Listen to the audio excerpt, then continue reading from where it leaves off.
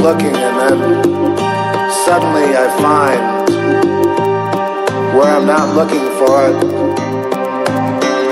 Sky opens up, a million possibilities of a million possibilities. How can we understand this? I don't want to lose this journey. Hello, welcome everybody to the Portal to Justice. This is your host, Amelia Duran. It is November 2nd, 2017, and I am here with Lotus Justice today, and I have some loaded questions for Lotus, and Lotus has a lot she's going to share with us. You and I, welcome Lotus to the show. You and I were, hello, we're talking about some pretty heady stuff. You know, we're talking about the Parents and Patriot Act. We're talking about establishment law. How is all of this corruption able to occur? Why, you know, is there no remedy? What do things like establishment law, how are they even having any power to legislate or pass laws in regards to immunity for the lower courts, juvenile courts?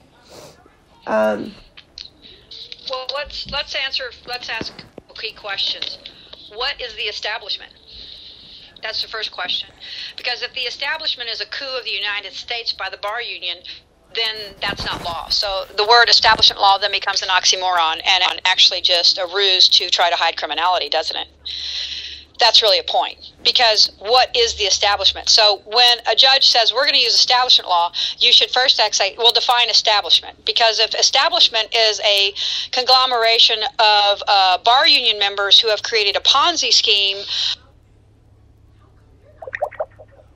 Uh-oh. We just lost Lotus. Okay, yeah, we lost you for a second. Yeah, there. for a second. Okay. Yeah, sorry about that. I don't know what that was all about. In fact, my phone even told me we lost the signal. So, if a judge says, "Well, I have to, by establishment law, rule this way," you say, "Well, I want you to define what the establishment is." Because the establishment is a conglomeration of private bar unions, basically private unions of people who say that they are going to be your government. They are not your government. They are a bunch of private corporations who have created a false government by business corporations throughout the 50 states. So if the establishment is a coup of the United States, then that's not law. Secondly, show me anywhere where the separation of powers defined in the Constitution allow the legislative branch to grant immunity to the judiciary. I'd like to see that.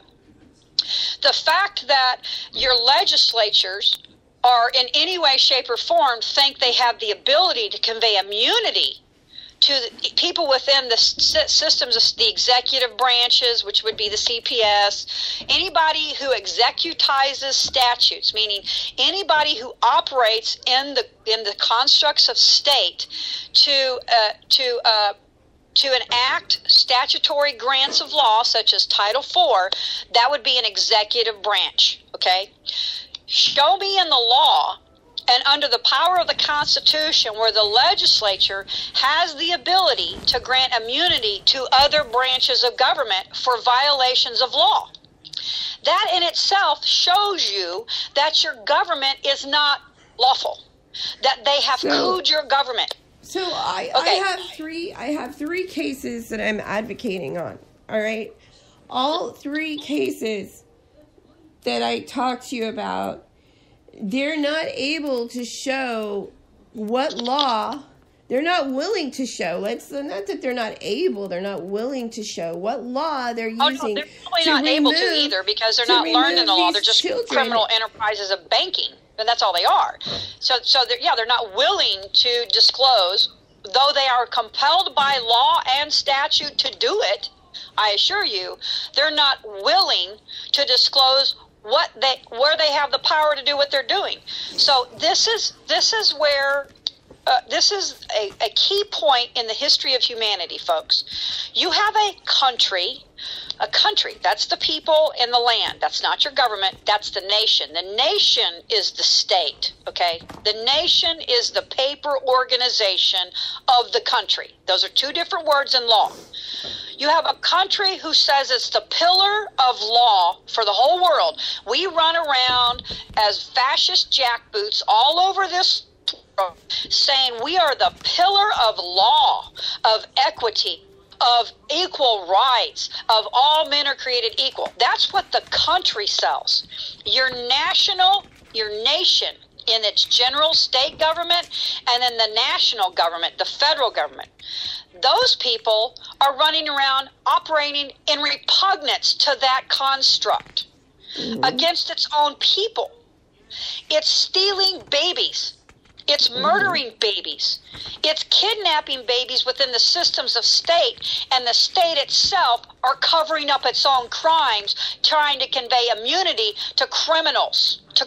People who by the law are criminals. By Title 18, when you commit a crime under the color of law, which means if you're a police officer, a judge, an FBI agent, a prosecuting attorney, a senator, a House of Representatives, it doesn't matter. If you are an agent of the state wearing the robe or the uniform of the government, you are operating under the color of law, which means under the presumptive authority that you are operating lawfully.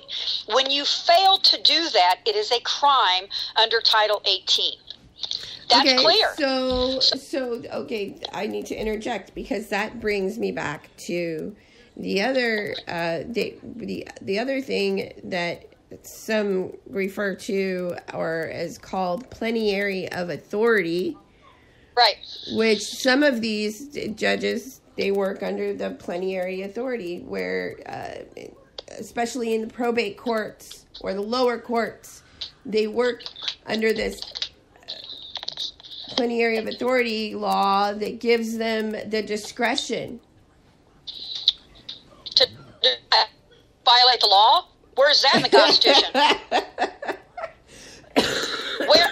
If a judge thinks, and I don't even like to use the word judge because they're not judges except in the false Elohim construct of the Bible, okay? Where in the Constitution does it say that someone who, quote, professes to be a judge, because most of these judges, a lot of them are appointed by a corrupt government. The ones that aren't appointed are not elected but selected by the bar union corporations, the Democratic Party of the state of Texas or the Republican Party for the state of Texas. Those are also corporations. The bar those. So when you go and you vote in their private elections, because they're not elections of the de jure, those are private elections run by the bar unions of your state, who select the judges that you think you're electing, but they're being selected in a private election, in a private. So basically, everyone's sitting here thinking that the bar unions are your government, when all you've done is you've agreed to engage in contract with a private organization called the various bar unions of the corporate states of X. They are not your courts. They are not your government. Your government is the people in the jural society of the common law. That's why those bar union members like to tell you there isn't a common law. Really? Go read the diversified claims section of Title 28, where it actually specifically cites federal common law, that the states are subject to those federal common law when there's a diversity of citizenship claims. You want to explain to me how, whenever their own Title 28 says that the federal common law exists, how these bar union members and these FBI agents, last week alone, an FBI agent told an associate of mine that there is no such thing as common law. Really? Really? That tells you what you're up against, people. Your FBI's even been cooed, because most of the FBI, guess what, are either accountants or attorneys. Your government has been inundated and is predominantly filled with 99% of the people who run your government are members of one union. That is fascism. That is uncategorically, without a doubt, fascism.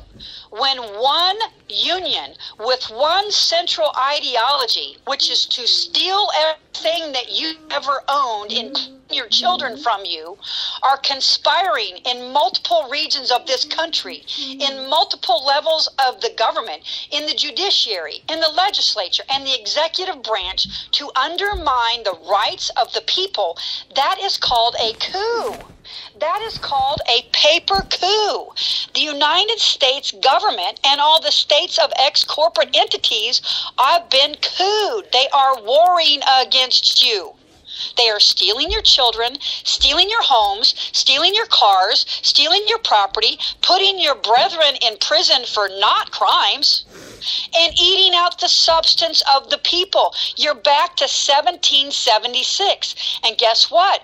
When we are using these, quote, private jurisdictional courts, these private jurisdictional forums of the bar union, who have been put there to manage our estates and chattels and our sus decay trusts on the benefit, supposed to be for we're the beneficiaries and creditors, but instead they're operating on the interest of international banking and the people who want this country to fail and want to steal all of your goods, your estates and chattels, all the way back to 1776. When we go to these private forums, guess what they're doing?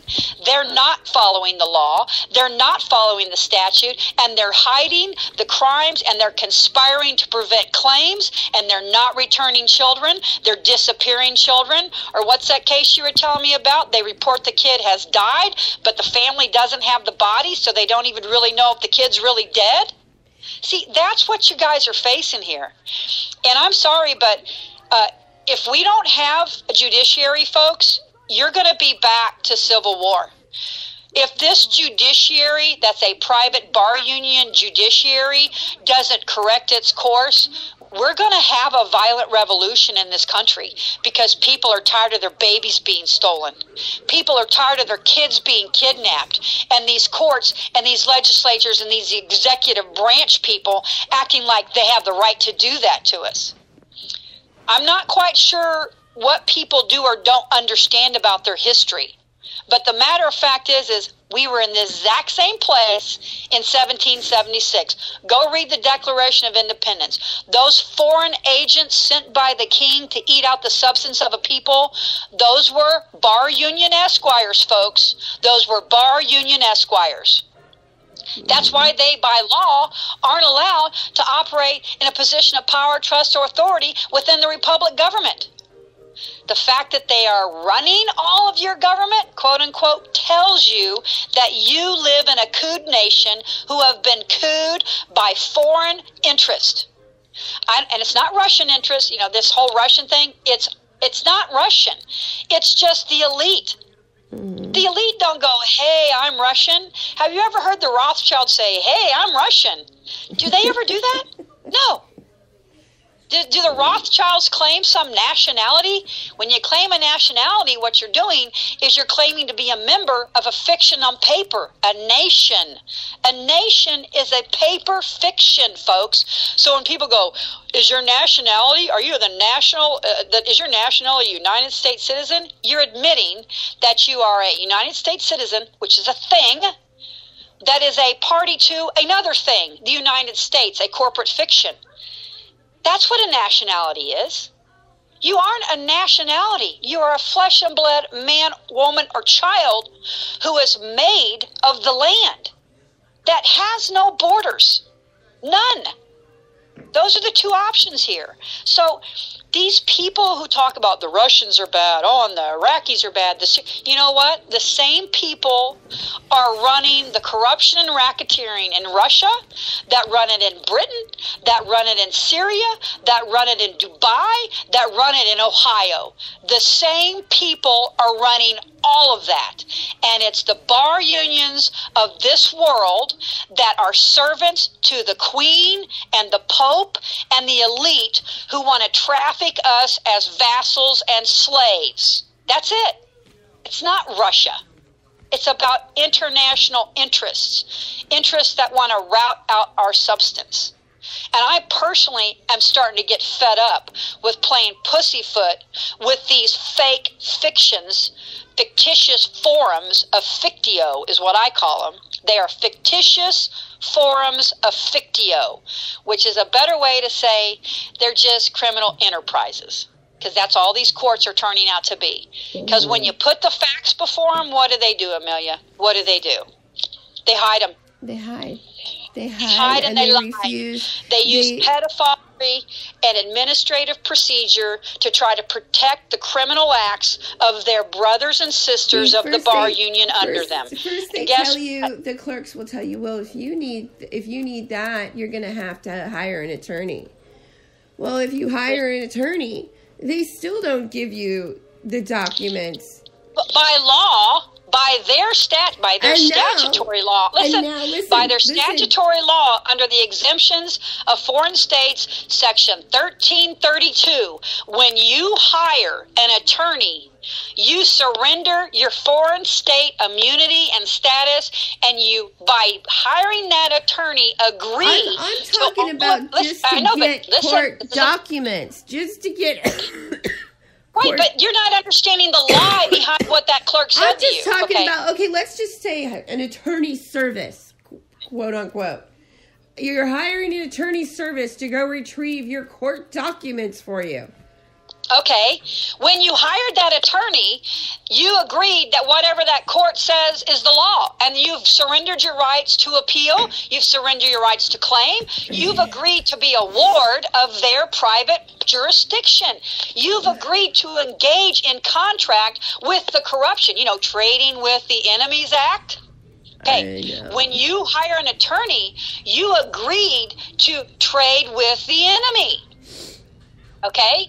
And then you go around and you're agreeing to have all of your immunity waived. So the clerk is defrauding you by telling you you have to engage one of our private union bar members in order to get the information that's supposed to be public, but really it's private. I know. Let's take it a step further.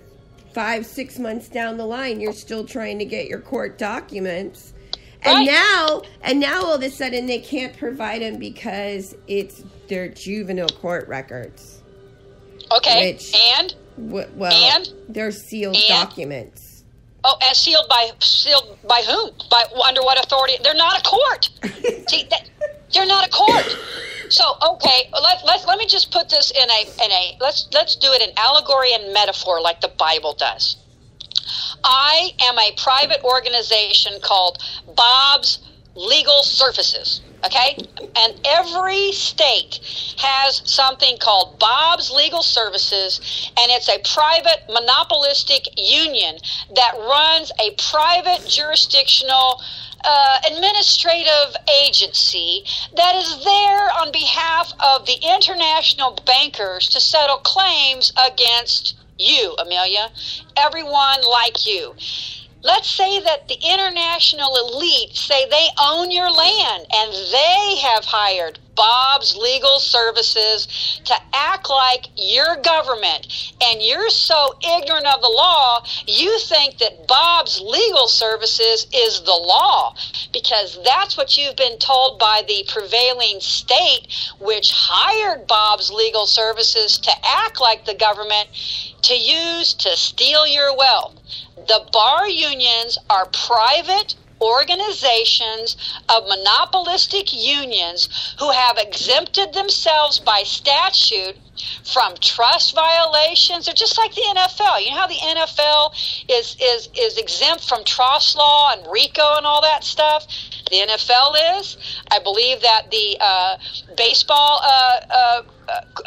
organizations are. There are certain organizations in our government, in our nation, that have been created and organized in the federal system, where they have created these organizations that they think they can exempt from the federal law, from all law. Just, we all agree. Now, that's fine when you're in the NFL, right? You're in the NFL, you're a rich and famous football player, you sign a contract worth millions of dollars, and in that contract, but in that contract, it discloses that if you have a problem with the organization you're working for, you waive all federal rights and all states' rights under the Constitution, and you have to use the systems of administrative review within the NFL itself to get any remedy. You can't sue the NFL in federal court. The NFL's been exempt. It's the same thing for attorneys that they're trying to do for the bar unions.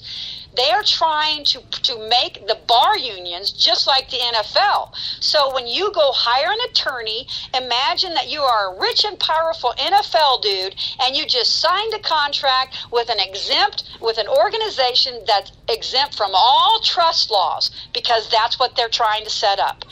But the problem with that is, if that's our judiciary, where's the law lie? Where do you go get remedy if those organizations are being set up to be exempt from any form of law as long as you willfully contract with them? But see, most people don't willfully contract with them, do they?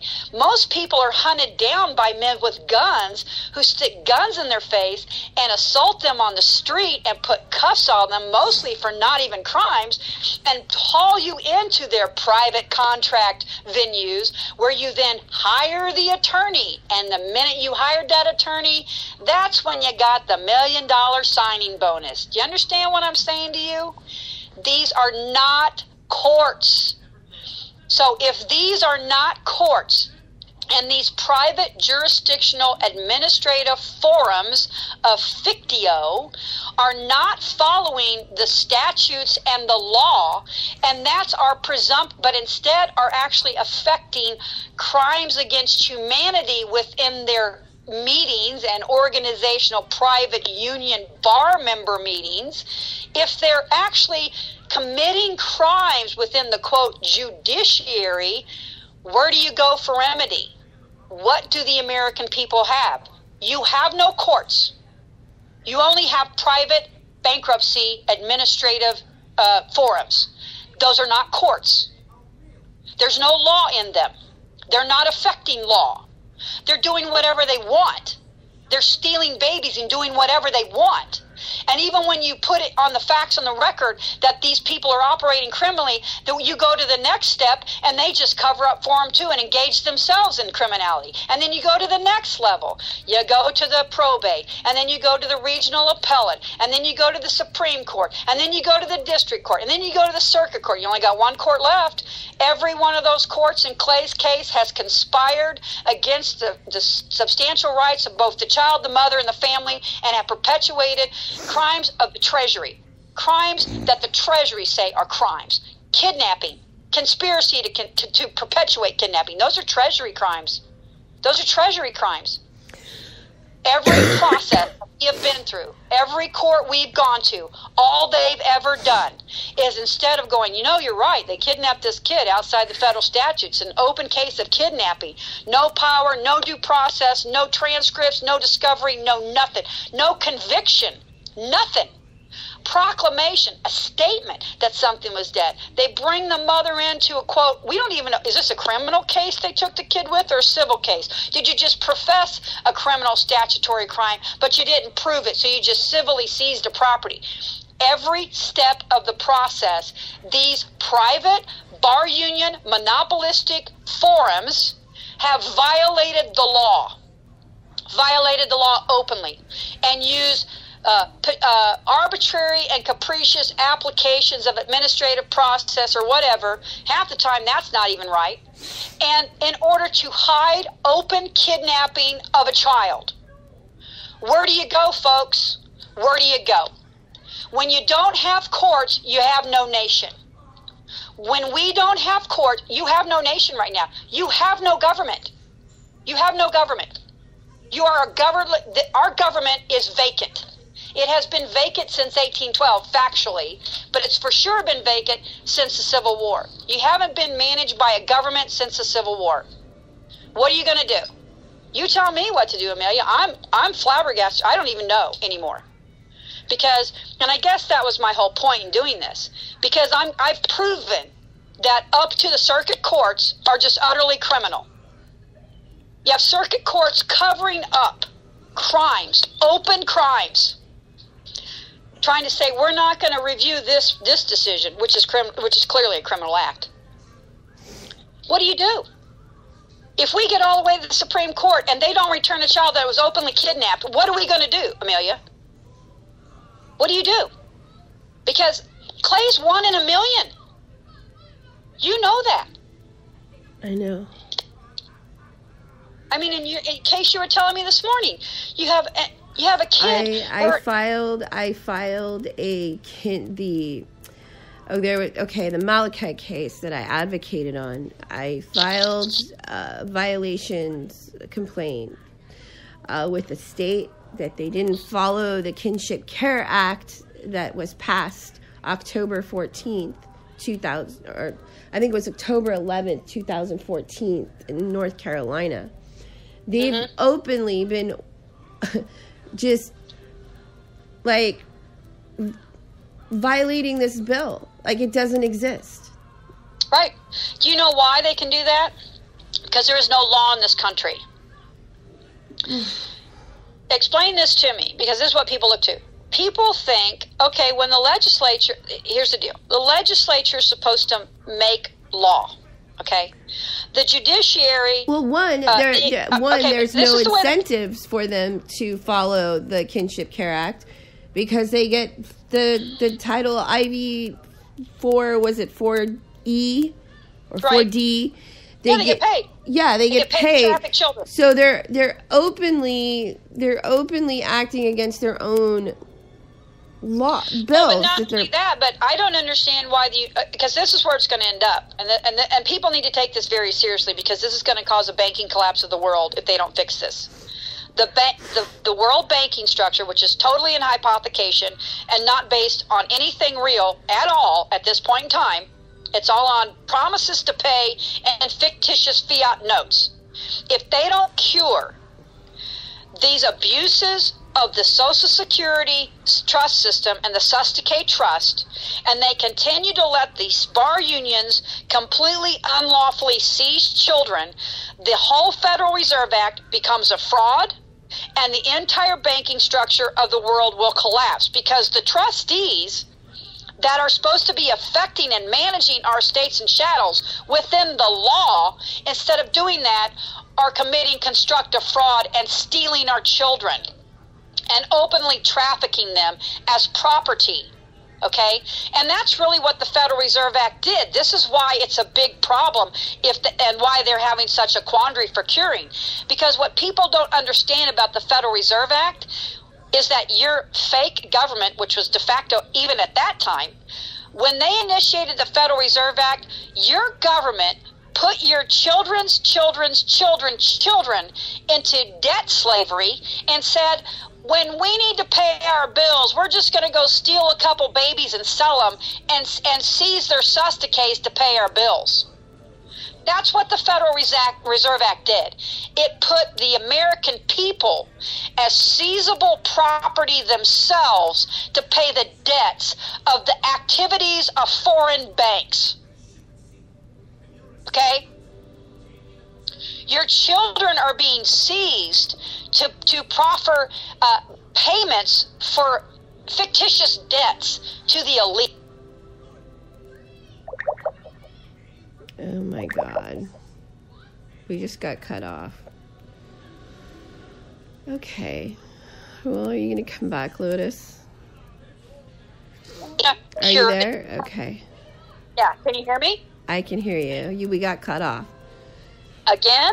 Yeah. It's a Ponzi scheme, folks. Was it something I said? Ponzi scheme.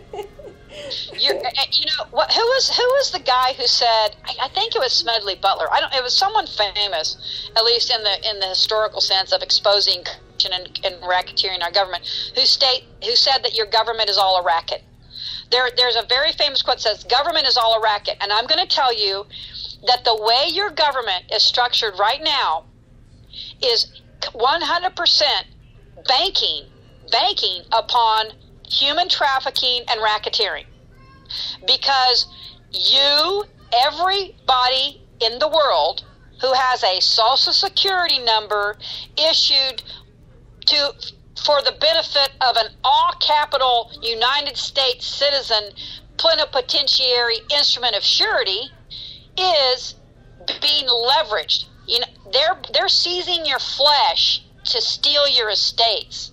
That's why you have a prison industrial complex. It has nothing to do with making you safe. It has nothing to do with criminality. That's why they flood the United States with guns and drugs, to raise the level of statutory crimes, quote unquote crimes, which aren't crimes, because the minute they pull your flesh into their private bar union administrative banking forums, they can access your trust and bill it and fund their criminal activities with it. That's what people aren't understanding. You have been leveraged.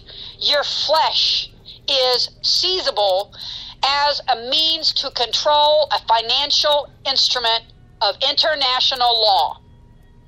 And that's what they're doing with babies. The all-capital name, Clayton Michael Bates, is not the flesh and blood living boy, Clayton Michael Bates, in all lowercase. They are not the same thing. And there's a district court here in Ohio who has verified that the all-capital name is a Sustacay trust instrument. So, if we have a district court in the state of Ohio, corporate bar union structure, who admits that the all-capital name is in fact a Sustacay trust, that means every time you're brought into court and they try to mix uppercase and you're sent bills, it's always in all capital. They try to confuse you with the mixed uppercase and lowercase. That's actually called a poison gloss in law, where they try to confuse you because you're either all uppercase or you're all lowercase. The mixtures of uppercase and lowercase are considered mixed gloss, poison gloss, which is put there in law, pursuant to law, for the purposes of obscuring a fraud. Okay? If you look at your bills, look at your credit card bill. It's always in all capitals, isn't it? Look at your utility bill. It's in all capitals because they're billing your Sustacay trust instrument. People, they're seizing the flesh of people to abscond with your estates. It's no different than whenever robber barons held you at gunpoint and stole your money. They're not on the street doing it. Instead, they seize your whole body and put you in prison. And while you're in prison, they steal all your money. They steal your kids, and they steal your house, and they steal your car. Mm. It's no different, folks. And it's disclosed in their federal student primers that they're probating children as property. This This disclosure is in a PDF on my Facebook page where they openly discuss how children are probated in REM and in quasi-REM actions. And when they can't get jurisdiction by law, they're just supposed to seize it to acquire it. So they're literally stealing your kids for the purposes of getting access to the sus decay. It's 100% international securities fraud. If the Social Security numbers and the sus decay trust are being defrauded, and the entirety of all the banking is based upon the treasury bonds that are basically the top of the pyramid. From the bottom of that pyramid, those treasury bonds are junk. People don't understand the gravity of this problem. And how many?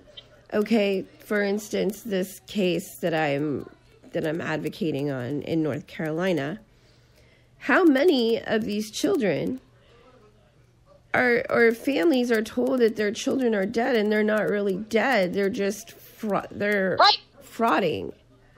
Well, in that case, the case you were telling me about, that grandmother, that mother need by themselves to file a habeas with that state court immediately, demanding the surrender of the body so they can give that child a burial. Well, first, I mean, first I need to get records. Right, but I'm just saying, and this is what we talked about earlier today. So now, with Clay's case, we've had four habeas lawfully filed habeas corpuses in various levels up to the district courts that have been unlawfully dismissed. One of them was dismissed, the state Supreme Court habeas case, where their own internal administrative procedures require them to answer this habeas case in 30 days. They took 5 months to dismiss it because they said you had to be a bar union member to file a habeas corpus. You want to show me where that's in the Constitution? So now what they're saying is you can't even file a writ that cannot be suspended pursuant to the Constitution except in times of war unless you're a bar union attorney. What does that tell you about why bar union attorneys are in charge of your government? Because you're still under the War Powers Act. Your government is treating you like you are vassals to be occupied. You're under occupation by your own people and your own government, too stupid to know that they aren't even operating on behalf of the American people. Instead, these CPS workers and these cops and these judges, even the ones that are good, they don't even realize that they are actually being paid by an occupying administration. You're being occupied, people.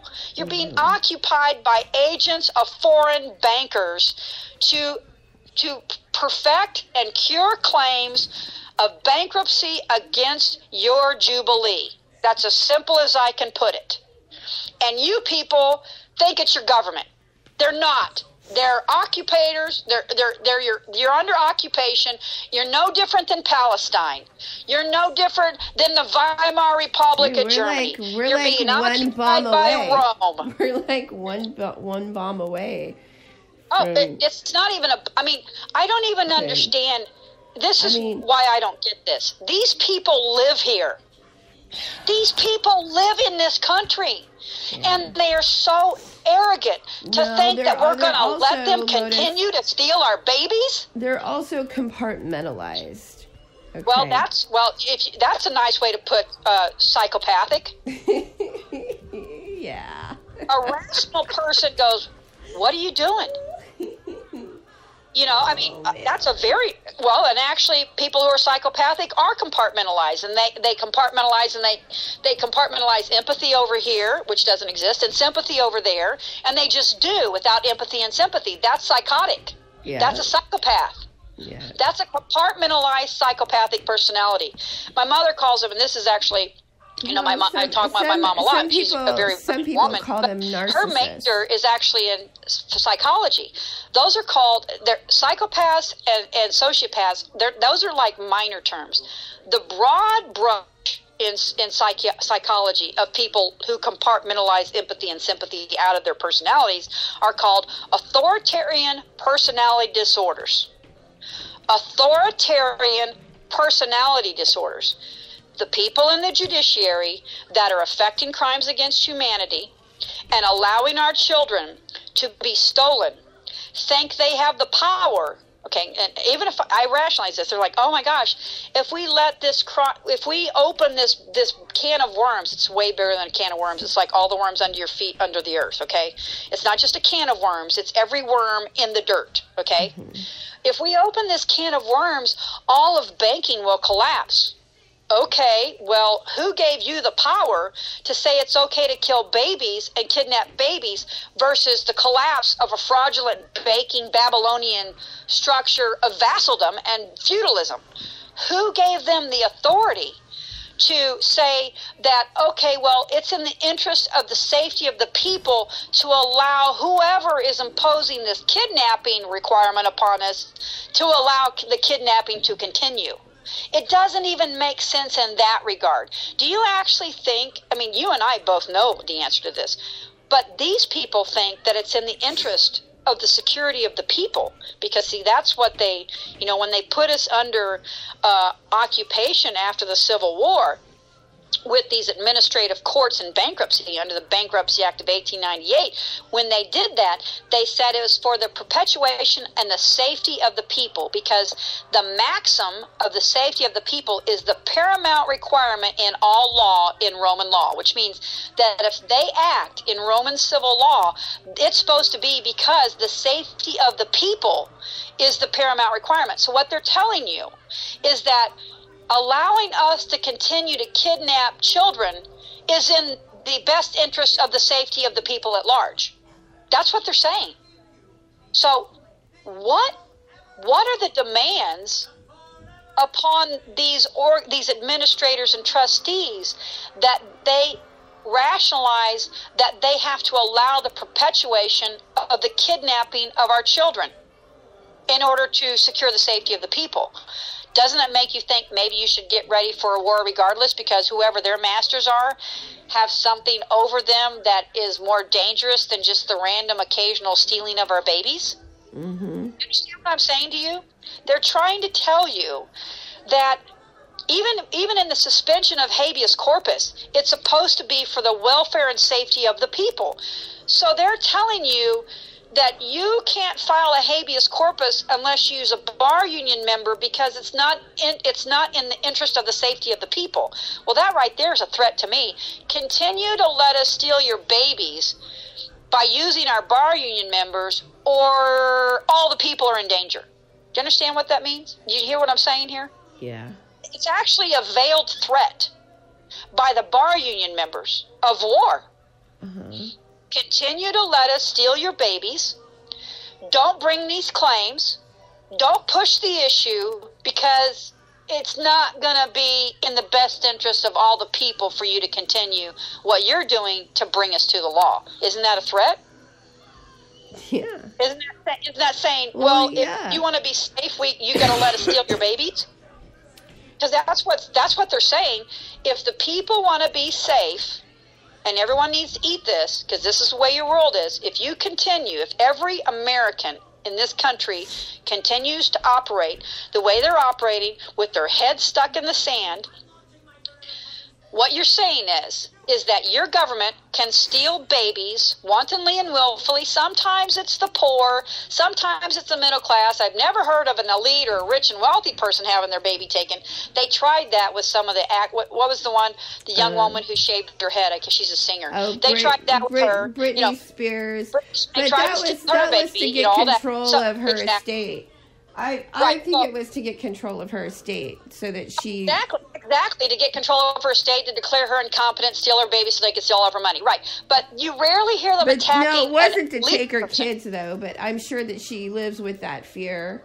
Oh, no, she does. But, in hindsight, now the reason why she shaved her head is because they tried to say she was on drugs and were trying to steal her custody of her child because... Which was probably all set up anyways. They wanted a hair sample to try to prove that she was a drug addict so they could steal her kid and have her under the thumb and steal her estate. In hindsight, it's very clear what they were trying to do.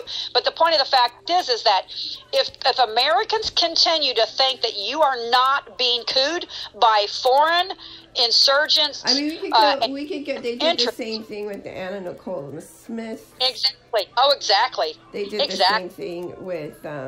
Exactly.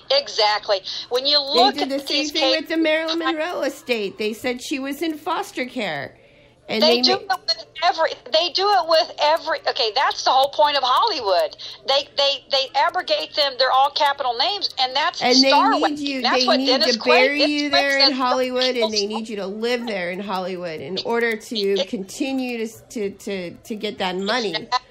Exactly, and just look up what the word Hollywood is. Hollywood is the wood that the Magi used in black magic, folks. Okay, Hollywood, the wood from holly, is the wands that magicians used to use, the black magic magicians. So the word Hollywood is already telling you that they operate in black magic. Okay, that's first. Okay, but well, I mean, it's just I don't even understand how people don't see the writing on the wall. I know, like and that's why I laugh. I laugh because that's the way I put it. It's like, oh, that's so obvious. But the point being is that Americans are now faced with the fact that your governance, they're not your government, they are your occupiers, state and federal, your FBI, your CIA, your judiciary, for sure, your legislature is very corrupted, and your executive branch is now an open coup where you have them attacking each other and trying to get each other, and, the FBI is attacking Trump, and Trump's doing this.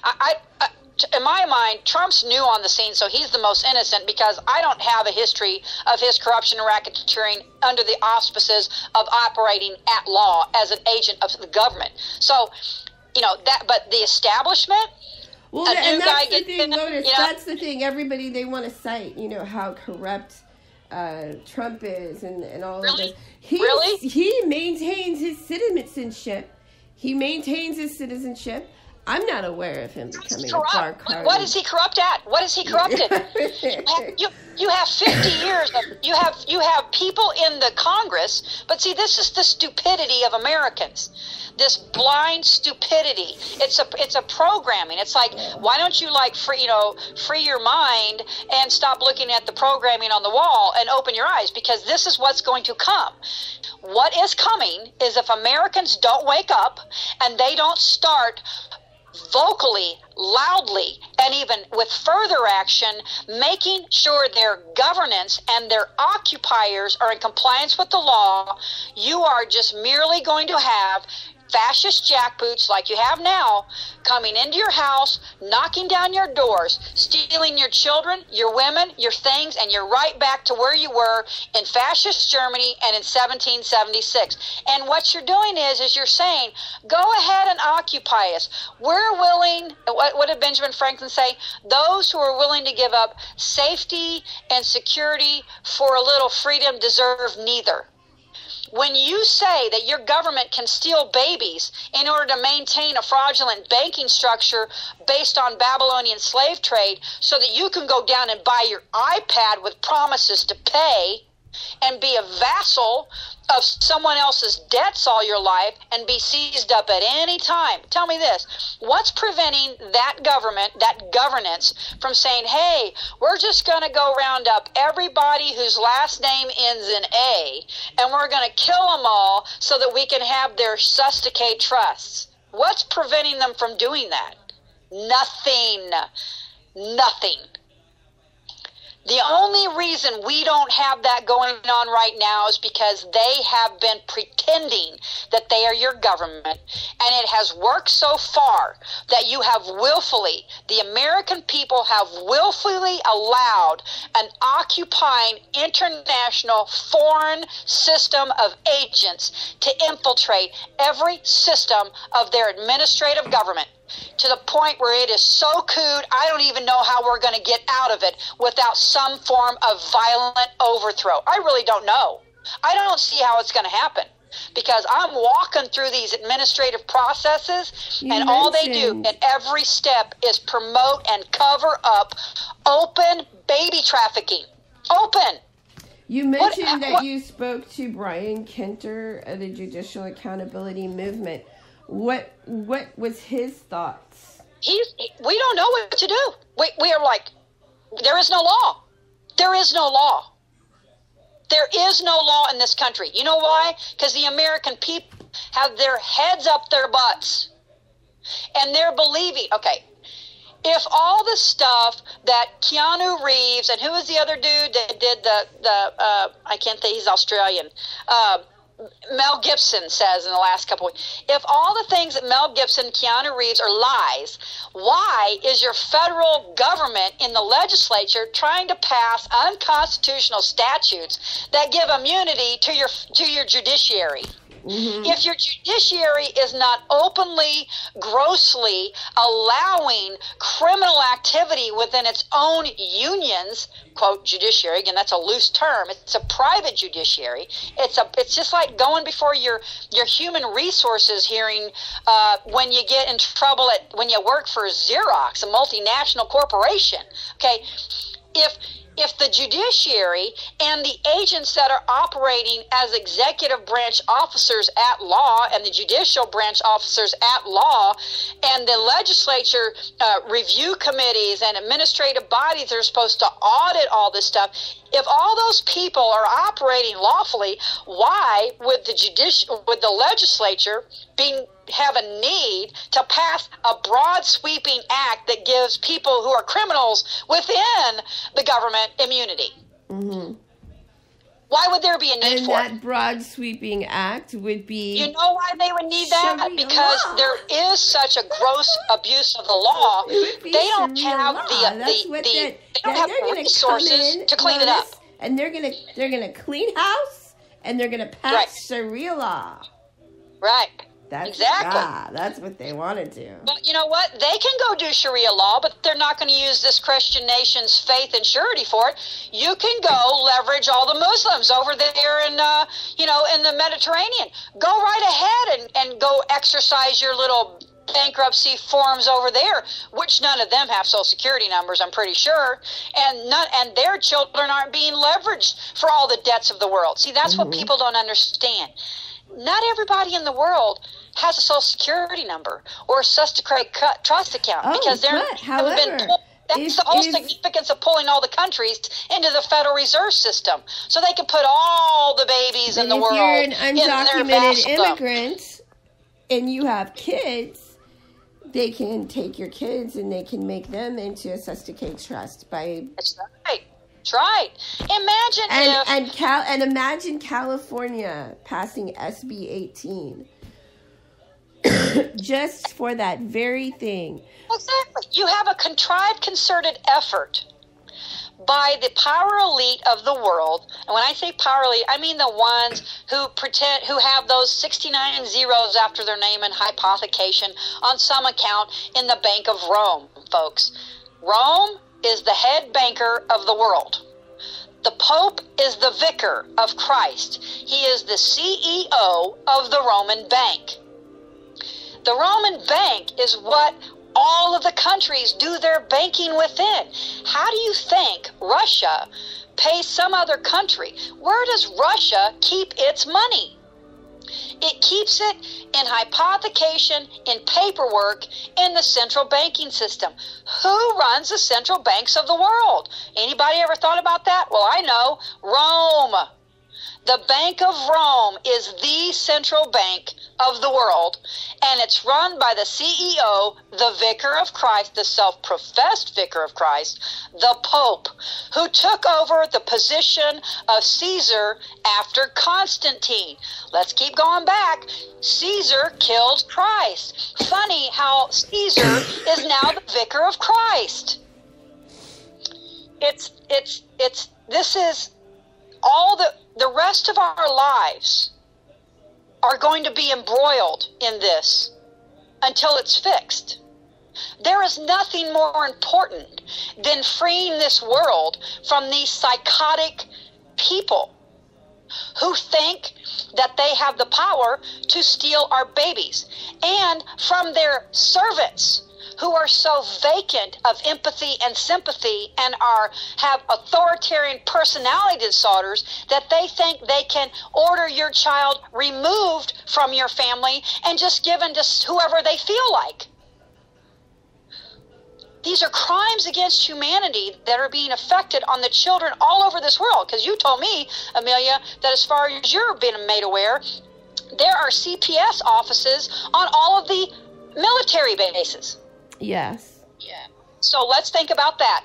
The military goes to foreign countries, establishes a military base. It goes out and murders the locals, and then what? Creates orphans to bring to CPS? Yes. How many of those babies are trafficked by our military, and we don't even know where they go? This is overwhelming to me, and I am trying to fight it, and I've taken steps to try to fight it. I don't know how to get out of it. We look for a path all the time to try to make it so that it's peaceful, so that this trust can be cured, so that we can maintain our evolution in law and maintain a civil society. And every time we try to do it, all they do is operate not in comity, not in amity, and not in peace, with the precept of continuing the stealing, the thieving, the kidnapping, and the murder of our children, wantonly and willfully, outside the aspects of law. I don't know what to do. If anybody has any suggestions, I'd like to hear them.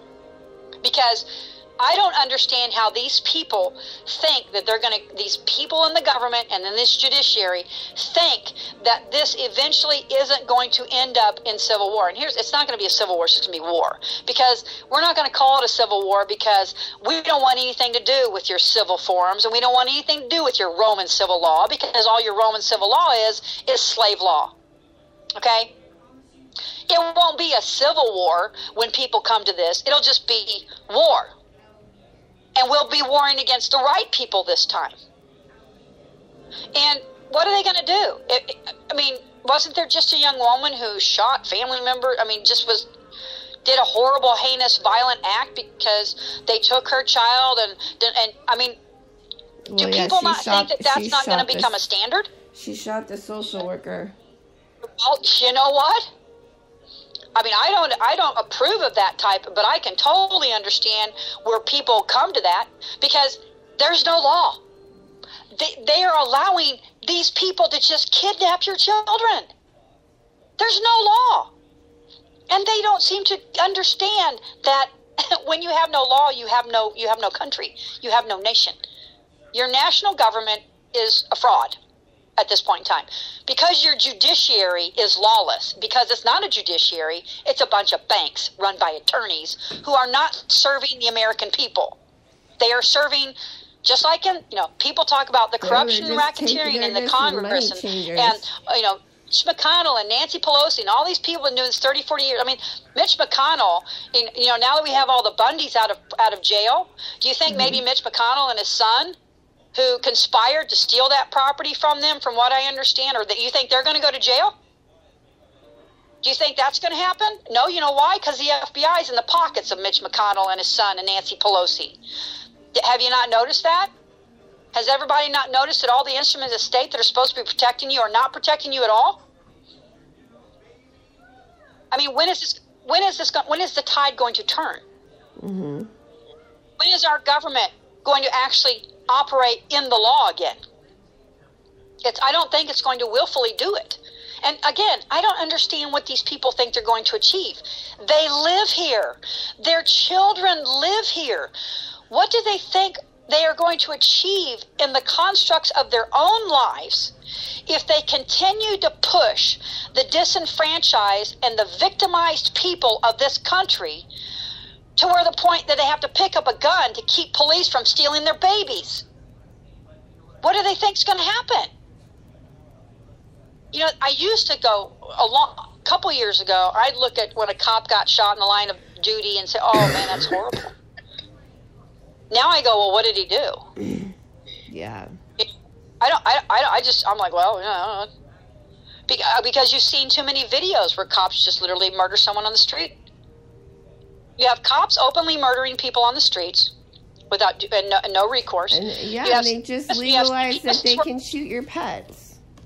I know. Yeah, you have CPS workers stealing babies, killing babies, and no bodies being returned, no investigations. This is the country founded upon the pillar of law. Really?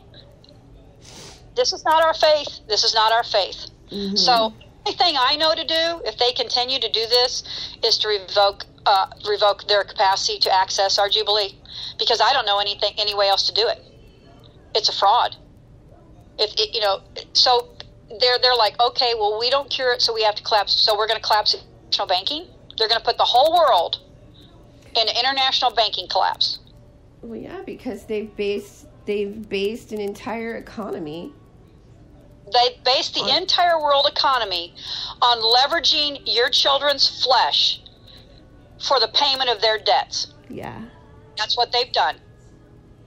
And they think that do you think that you're going to live your life out and that's going to still be the truth when you die? Hell no. It's not going to be the truth when I die. No. I know lots of Americans. I know lots of people that aren't Americans. I know lots of Canadians. I know Europeans that know what's going on.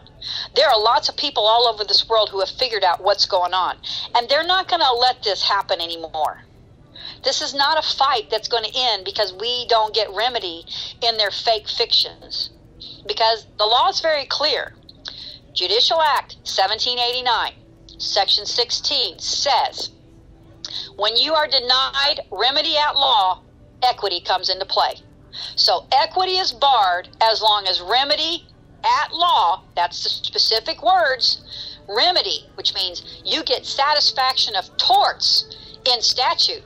So if they fail to give you satisfaction against crimes, tortures against you in the at-law statutory courts, equity is no longer barred, which means you can claim financial losses against the denial. Well, guess what? There's another thing called clean hands doctrine. And it says that if you, as an agent of state or in a fiduciary duty capacity, such as a trustee to a trust, if you fail in your fiduciary duties to operate in clean hands in equity, which means you don't operate in equity fashion, you are no longer allowed equity, which means these courts, they denied remedy at law, right? They also operated outside of the clean hands doctrine and denied you equity, which means they denied you the right in law to be of an equal standing. All men are created equal. When they deny equity for Clay and Ray against the state of Ohio, because pursuant to the 14th Amendment, that corporate citizen has the same rights as you or I, which means we're supposed to have equity against the state of Ohio. I mean, there's not even like a standard for honest services amongst attorneys anymore. There's nowhere to even report it. The bar doesn't even evaluate complaints anymore against attorneys. You know that? They're basically a guild. Corrupt beyond comprehension. They are, at this point, when the judiciary, which is the reviewing private jurisdictional forums, are no longer ensuring that their bar union members are in compliance with the very statutes their own bar union members passed in their state legislatures and their federal legislatures, like you said in that state, that the judiciary of the state of North Carolina was completely ignoring that the state legislature had issued a statute that said that they have to give the child to the grandfather, the grandparents, or another family member before foster care. Yeah. When you said that they were ignoring that, you know why they're ignoring that? Because that doesn't change the custody of the property from our property to their Susticate Trust banking conglomeration. They have to seize the child from the lawfully holding people of the property, the family, kith and kin, in order to steal and defraud access to the Jubilee. They have to steal the holder of the surety. So you are the beneficiary and creditor of your Susticate Trust, the all capital name Amelia blah blah Duran, right? Your middle initial, however, sometimes it's spelled out completely, sometimes it's initial. But the point is that you are the lawful executor of that plenipotentiary surety that was created by the Treaty of 1812 with Great Britain, actually the United States of America, and the Prince Electorate for the Holy Roman Empire entered into a treaty after the War of 1812, which created the United States citizen, which is a plenipotentiary. That means it is an instrument of surety, an instrument of trust. You, Amelia, are the lawful executor of that instrument of trust created by that treaty, okay? Mm-hmm. The bar unions are usurping your executorship and stealing it and defrauding you. You don't even know you have a trust. You don't even know that you're the executor of a trust. And when you hired an attorney, you gave up that executorship and you gave it to their little private bar union. Get it? You gave your trust away, and you didn't even know you had a trust to give away, did you? That's the point. They've created this hypothecation of everything that has value in the world through constructive fraud. And then have told you, well, if you come and use one of our union members, you surrender what we've hypothecated. Get it? That's the paradox. And if they don't remove, if we don't remove the corruptions that are gross and overt and in preponderance of evidence in the trusteeship of these of our trusts, then we have no world, we have no government, we have no law, we have no international constructs of law, we have no international banking foundations. UCC is all hooey, it's fraud, the treasury bonds are junk. You know, all of this hinges upon them making sure that the instruments of commerce that they have created, that's supposed to be on behalf of you and I, the beneficiaries and creditors of those plenipotentiary surety instruments, if they're not operating for our benefit but using our credit, that's fraud. Mm-hmm. So this is all promoting international banking fraud. The reason why you are able to get a checking account is because you have one thing. What do you have to have? You have to have one of two things. If you are a quote a flesh and blood man or a woman, you have to have a Social Security number, right? Mm-hmm. In order to get a checking account, right? Yeah. If you're a business, you have to have an EIN number, employee identification number, right? Yeah. That creates a cesticate too. The reason why, okay, let's think about this. When you write a check, are you actually conveying gold or silver? No. You're conveying a promise to pay. What do you think that check is drawn off of on the ledger? It's offset against your cesticate. See, people don't understand the entire construct of banking in the world to understand that they're stealing your children to defraud your estates. Yeah. They're stealing your children to steal your children's estates. Because their whole government needs all of your children's estates in order to stay afloat because they're such a fraud. So they've leveraged the life of your children to pay their debts. Their debts, not ours, their debts. That's called a blood debt. You know, that's against the Constitution too. The king, whenever, let's say a duke owed the king money. Mm-hmm. Okay, and the duke died. The king would then, by inheritance laws, the king is not used to, he would go and seize all the lands, including the inheritance of his children. That's called a blood debt. So a blood debt is the conveyance of debt onto the progeny, the children and daughters, the sons and daughters of you and I. So in 1946, the Federal Reserve Act promised not only my grandfather's flesh and monetary wealth, but it promised me and my grandchildren and our flesh and our blood. That's called a blood debt. They conveyed and said that the bankruptcies, all the bankruptcies of the world, of all the 147 nations, are going to be leveraged by all the values of all the lands. Again, your body is land. We, the American people, are the surety holders and the providers of all that bankruptcy. We said, hey, you 147 nations, you give the Federal Reserve all your gold, and we will be the surety holders and make sure that the Federal Reserve operates in the law with all your gold. Okay, that's what that happened. Does the Federal Reserve operate in the law? No. Has the Federal Reserve Trust been defrauded? Absolutely. Have they over-leveraged it? Absolutely. Nixon said that. Have they started calling in debts? Absolutely. And you know what those debts are? Your children. I promise you, they are selling babies to pay for debts. That's a crime. That's a crime. And that's what they don't want to get out. They don't want it to get out that they are selling babies to pay for the debts of the United States and the states of X. And that's how they're running their books. You know that letter I was telling you about from the Supreme Court? Remember I told you that there was a letter written by Maureen O'Connor? Mm-hmm. And I was right, except it wasn't $82 million. It was $232 million per year, and this was in 2014. So in one state, she's quote says, Ohio currently receives approximately $232 million per year to offset the cost of placement and administration of the foster care and adoptive program.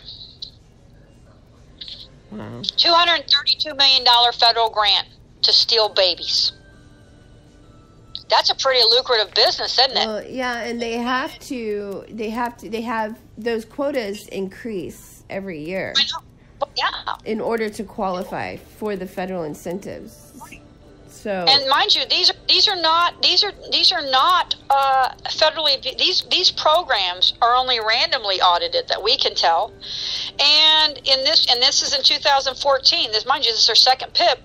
They literally talk about that there are errors in making judicial determinations of reasonable efforts. So they're saying in this report that they were zinged by the Administration for Child and Families, with ACF, which is a division of the Department of Health and Human Services, that under the Ohio's Title 4E foster care maintenance programs, that they were not in compliance. They only audited 80 cases. Okay, I know in one county alone, I can show you, in the county that we're talking about, there was a newspaper article that they said that they conveyed over 250 kids in 1 year in one county, and that's in public hearings. They said it was up to 500, including private conveyances. So in one county alone, and there's 88 counties in Ohio, they conveyed over 500 kids, and the Department of HHS only audited 80. So that means 88 counties, and this was a small rural county. So they conveyed 500 kids in a small rural county. What's 88 times 500? What's that, 40,000 kids, something like that? They're conveying over 40,000 kids alone, minimum. I'm just extrapolating the base stuff they give us here in their reporting.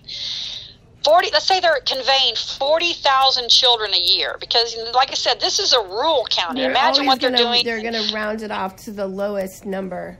Well, yeah, I'm talking, if a rural county is conveying between, let's say even the lowest number, let's say a rural county with only 35,000 inhabitants is conveying 250 kids. Okay, well, we have 5 cities in Ohio with over 1 million people. Okay, so extrapolate a ratio of 35,000 and 250 to 1 million. So at minimum, you're talking about maybe conveying 20 to 30,000 kids a year in the state of Ohio, and they only pull out 80.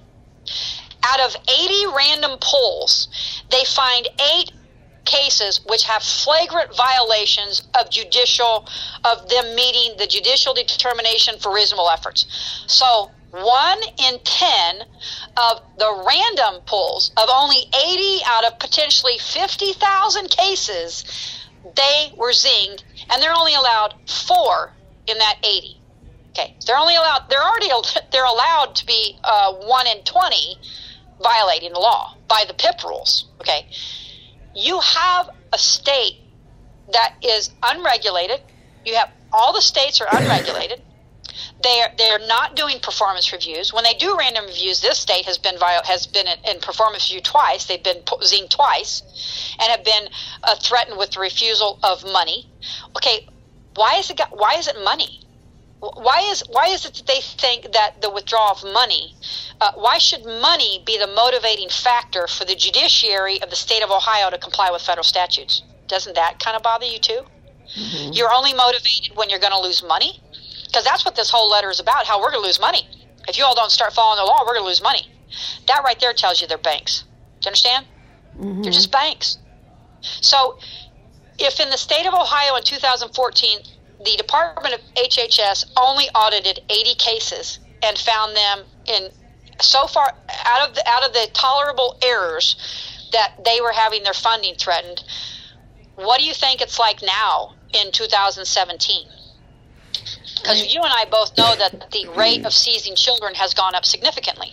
Well, yeah, because they have a quota just like police officers to, exactly. You know, they have to increase the amount of children that they seize every year in order to qualify for the federal incentives. But then there's not only that, Lotus, there's also, you know, I haven't looked at the statistics here locally where I'm at, but like Los Angeles, for instance, you have missing kids, LA.org.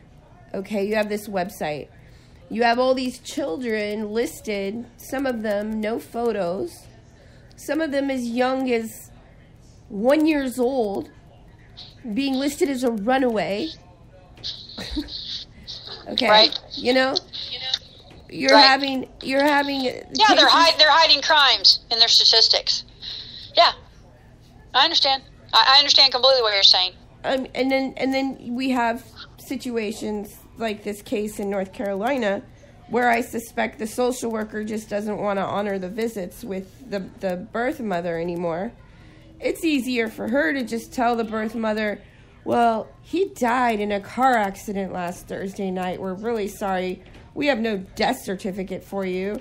We're not going to produce a body. But yeah, we're sorry your son is dead. I mean, this... We'll produce the body. I mean, I'm just... What, they're not allowed... What, now when they steal your kids and they die in their custody, you can't even bury them? I mean, this is... People don't pay attention. They don't... I don't know. They don't care. They don't look into this stuff. But, well, I mean... that's what fluoride helps, and I guess all that Prozac everybody's on, and then all the alcohol, you know, let's just watch some more football. Oh, my gosh. I mean, I don't even understand how America's even functioning as it is right now with this unpolitically motivated... well, let's put it this way. People love to rant and rail at the propaganda. They want to go out there and say vote more, but again, I used to believe all that stuff. I used to think that elections were true elections till I started looking at the law and realized no, they're private jurisdictional selections. Like I said, the Democratic Party for every state is a bar union organization run by bar union members to promote bar union members being elected to their bar union monopoly of the corporate state. Okay. Those are not real elections with ballots under the law. You are agreeing to be a participant in a private election to vote for a private organization to run your government. Okay? That's not elections. You know, people love to get all politically active, but they don't even know the law. I have people every day go off, I run into, I have clients, I actually have a business, that I run, a couple of them, and, to earn money and, to accumulate wealth would be what it would be for. And actually, to try to pay for all of the requirements to fight this evil that we have. And I run into these people, and they're always going off about what's on CNN and the politics and the talking heads. That's all fraud, folks. That is not that's pomp and circumstances and flashy lights. You might as well call CNN a Hollywood player. You might as well call MSNBC Hollywood players. The press is a joke. We have no free press. It's owned all by the megacorps. You are receiving no truth, a fraction of truth in what you read. And people are eating this, and all it does is sensationalize the divisive nature of their system. And that's what they want. They want the American people to be looking at the candy in the right hand while they hit you over the head with a hammer in the left hand. Mm-hmm. That's the point. They want you to look at, the flashy lights and all the rancor and all the lies and the misrepresentation and the propaganda that's fed and shoved down our throats every day in what they like to call the news cycles, instead of people actually going and researching what the law is and what's supposed to be happening in your government. Instead of people doing that, they're running around just buying the stuff. And I'm going to tell you, it doesn't take much of a populace to destabilize the government when it comes to violent action. And I'm concerned personally for myself and my family that these people don't want to fix it in the law, that these people have no problem with pushing their minions and their bar union servants and slaves, whatever they are, to throw our country into a complete violent destabilization. I believe that that's what they would prefer that. Mm-hmm. They would rather create a rebellion and go burn all the courthouses again and think that they can hide their crimes, because that's what they do. They've done it for generations. They've done it over thousands of years. Mm-hmm. Every time the people rise up, all they do is hang like 3 or 4 little minions like they did in World War II.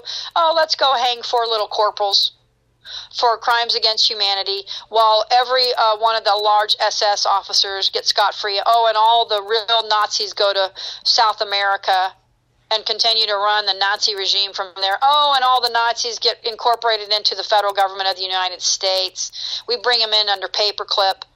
That's what always happens. Mm-hmm. There's been no desire to actually cleanse the world of this type of behavior. The systems of state are beyond corruption. I'm starting to feel like I'm a French philosopher, in that all state corrupts absolutely, because they don't seem to want to fix anything. And I really, I believe in a stateless society, mostly because I believe men shouldn't need a system of state to be righteous, to operate morally. But now it's to the point where I'm looking at the people of the world, and they don't care that their governance is immoral and unlawful and not righteous. When you get to that point, that's when all bets are off. I mean, that's when you go, wow, we're just done with the constructs of state. I'm very concerned for the future of this country, the nation. Honestly, as far as I'm concerned, I would collapse this nation's banking if that's what I had to do to save these babies. I don't care about people's ability to have financial security at the risk or at the cost of these psychopath pederasts to steal our children. For me, I will not live in that kind of world. And I don't understand people who are okay with that. Well, I have a problem daily explaining to people that we quite literally have an economy right now running off of human flesh. And we can't have an economy based on human flesh. We just can't have it. Right. It's not going to last. I don't know. It's inevitable. What's the inevitable? What's going to happen eventually? I really don't know. Every day I wake up and I pray, for some correction. I'm just hoping that people hear, what we're talking about. Because when I try to explain it to friends, and I try to say, look here, we have an economy being run off of human flesh. They look at me like a deer in the headlights. Like, what are you talking about? Okay, let's put it this way. Every act in this quote judiciary of the United States, both county, state, and federal, every one of those actions, causes of actions, a parking ticket, it doesn't matter, anything that's done in a court, quote unquote court, creates the issuance of bonds. Okay? And the issuance of those bonds are sold through, from what I understand, only one clearinghouse. So all of the bonds from all the judicial actions all over the country, which are in the billions a year, okay, easily, go and are sold and wrapped into treasury bonds by a single organization, from what I understand. Okay. So all of these actions that are criminal acts against our children and our poor and disenfranchised are bonded acts. They are insured. Bond means they're insured. against, and that bond is backed by the full faith and credit of the American people. So you, as American people, every American is saying that they are going to pay if those actions are deemed unlawful. They're even putting their crimes back on the American people to pay them. Do you understand that? So if a bond is issued in a judicial act, in a judicial cause of action that is a fraud and a crime, they're not even going to be, by their rules, going to be even required to pay that. We're supposed to be paying. We're going to pay the claims against the crimes committed against us, the way they have it rigged. They're just people over here who get to siphon off of our wealth.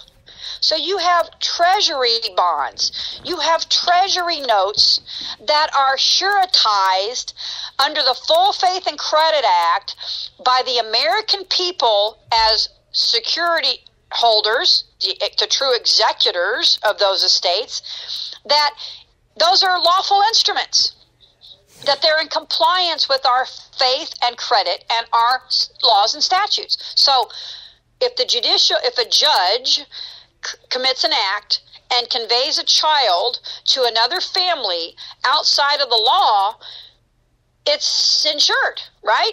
But it's supposed to be, that insurance is supposed to say, hey, that dude acted in compliance with our faith and the requirements to use our credit. So like you talk about Sharia law. If they want to affect Sharia law, go get the Muslim families over in Saudi Arabia to sign up for Social Security. You guys just go Sharia law them away. That doesn't work here. The American people are not going to suretize Sharia law acts, because every time a judge puts a seal on an instrument of the United States or an instrument of the United States, the American people are on the hook for paying for that act if it's deemed unlawful. I'm not paying it. Are you going to pay it? Are you going to willfully pay if a bond that's issued by a judicial act is deemed to be a criminal act and based on Sharia law? Is that our full faith and credit? Is that our faith? No. Mm-mm. So we're being asked, in the grand scheme of things, to suretize Babylonian slave trade. Are you going to do that? No. I'm not. No. What'd you say? Hell no. Hell no. But that's what they're doing. People don't understand. Go read the full faith and credit section, 1738, 1738A of Title 28. Go read it. It says that every instrument with the seal of the United States is guaranteed. What that seal says is that instrument, that piece of paper that has that seal on it, is 100% in compliance with our law. That's what it means. And because of that, it has full faith and credit, which means that if it's a judicial bond that became a treasury bond, that it's actually a lawful instrument of credit because they ensured with that seal that it's in compliance with the law.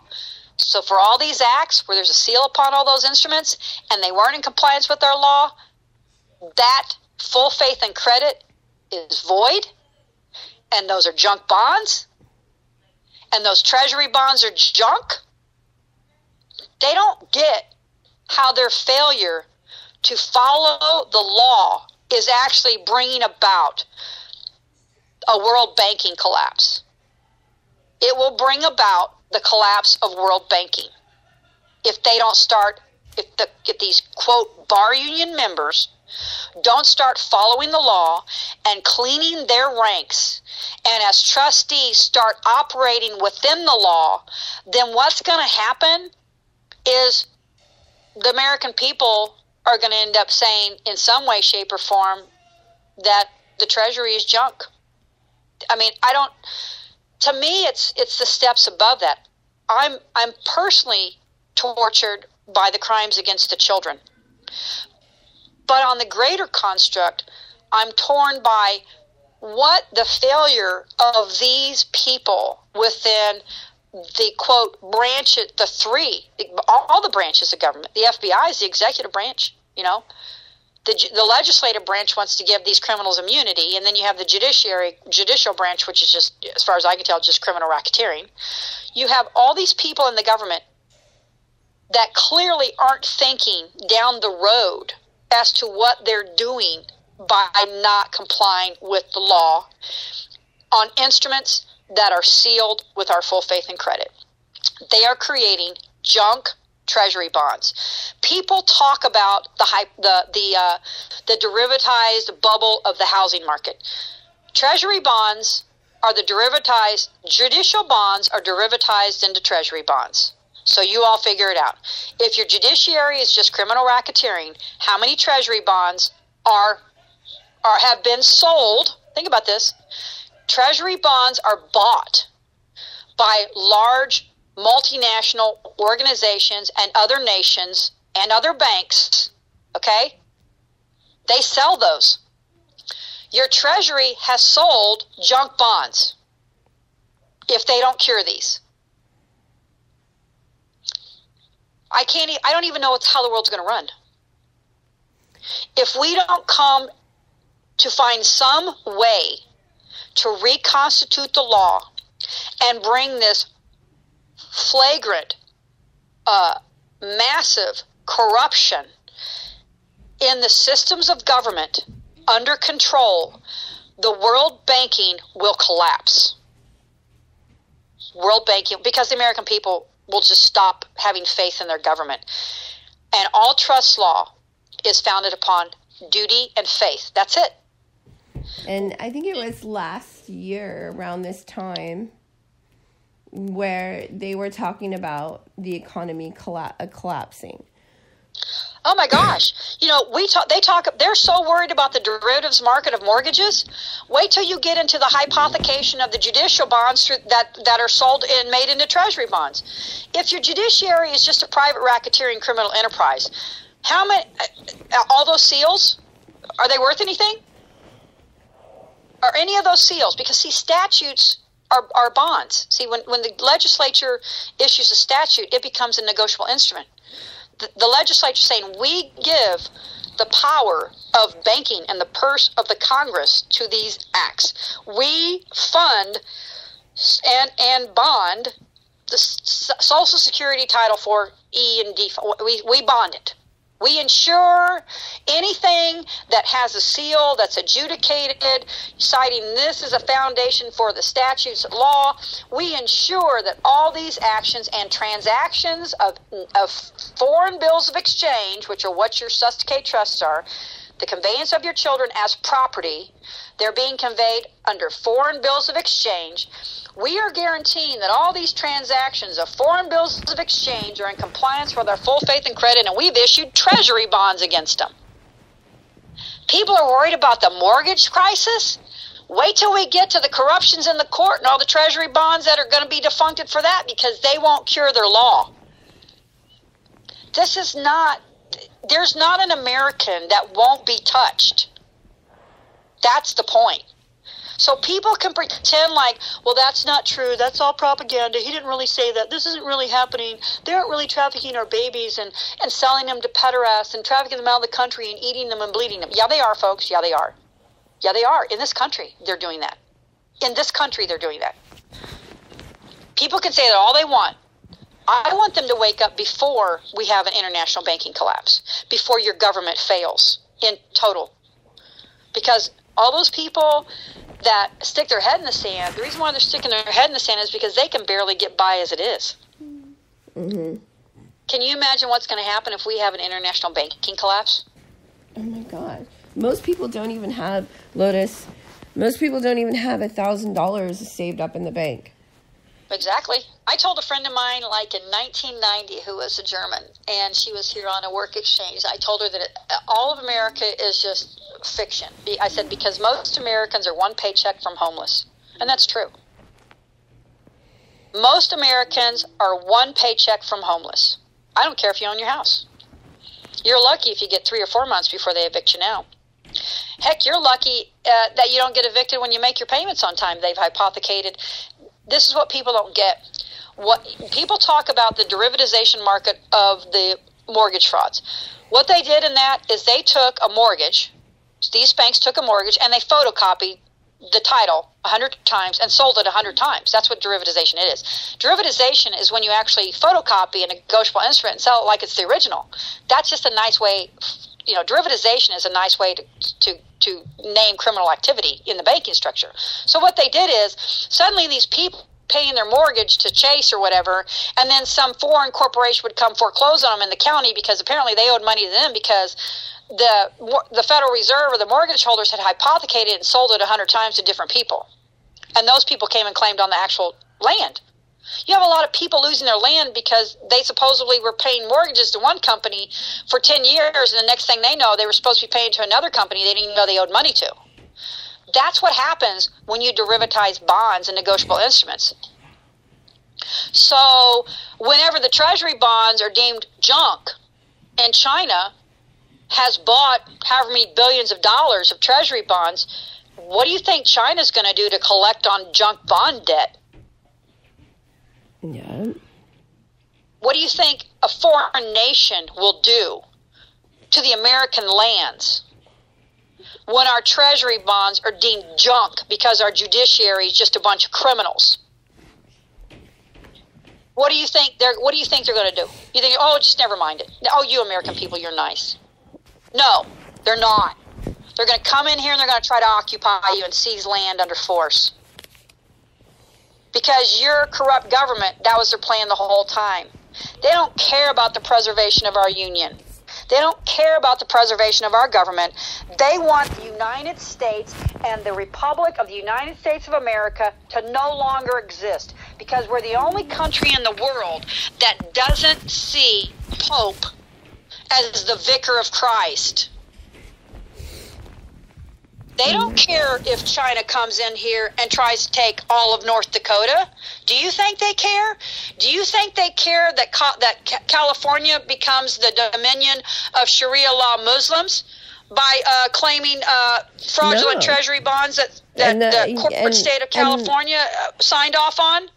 And nobody don't care. Nobody seems to care or have a care in the world. I don't get it. People need to wake up, man. They want to impeach Trump. Oh yeah, because that's going to fix it all. Impeach Trump. Yeah, let's impeach Trump, and we'll get all those people that have broken left and right feet now run the government. Okay. Oh my gosh, I've got to wrap it up, Lotus. But I mean, there's more. People need to open their eyes because we are in this is very dangerous.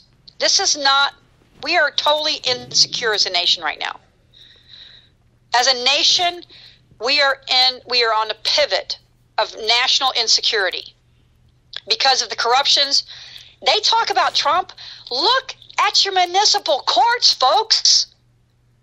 They're operating in racketeering and criminal enterprises, running your fellows through courts for things that aren't even crimes.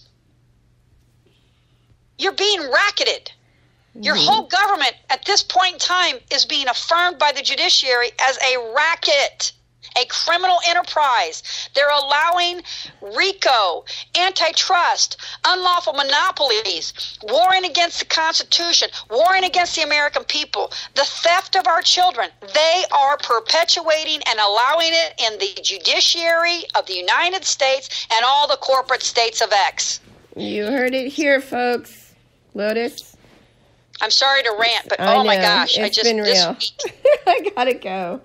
I love you. People, please wake up. Yeah, and if you want to hear more from Lotus, the law is the only route to save this nation without violence. And if these people, that's where I'm at. I'm in law. Yeah. I don't know if you want to hear more from Lotus, she has her own YouTube channel. Yeah. I haven't had time on that because I've been so busy, but I want people to help. We need help. We have got to turn this around. What we're doing is not working, folks. Well, I'd like to get Brian Kenter on the show, along with yourself and perhaps Chris Howard, so that we can brainstorm, what the next move is, something. Something, we got to do something to save this country and nation. I mean, they want to make us look like the heavies. Well, I'm going to tell you, we're the only people that I can see fighting for the salvation of this nation and country, and we are beating our heads up against a very large, multinational, powerful, all-powerful, hidden machine that is bent on the destabilization and the tearing down of the United States of American Republic. That's always been the purpose of their activities. And if Americans don't get on the ball and really start doing more things than they're doing, I really fear for the future of not just our country and nation, but the stability of the world and all the people in it. Because I tell you what, if the United States corporation were to go whole hog fascist, they have military bases in 198 countries or something like that. Yeah, we would make Nazi Germany look like kindergarten. Okay, and that can't happen. That's not going to happen while I'm alive, and they're definitely not going to do it in my name and in my family's name.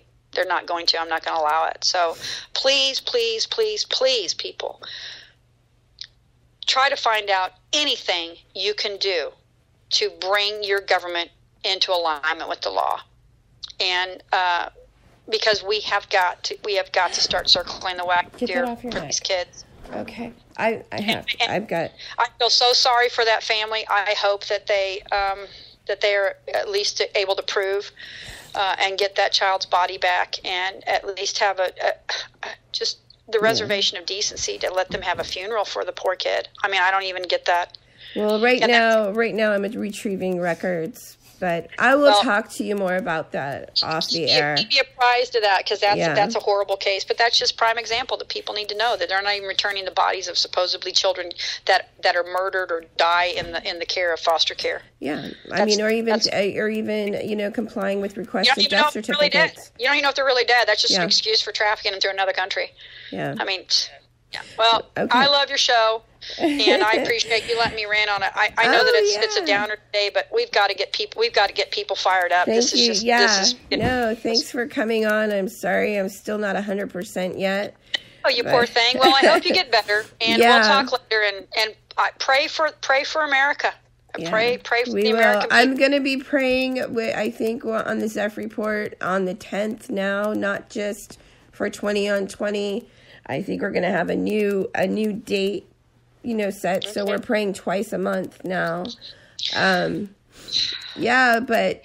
even I'm blocked, folks, off of Facebook. So if you could share this link to this audio to the Portal to Justice, Ryan, I'll do it for you. Yeah, Ryan or any of my admins listening, if you could share this to the Portal to Justice, that would be awesome.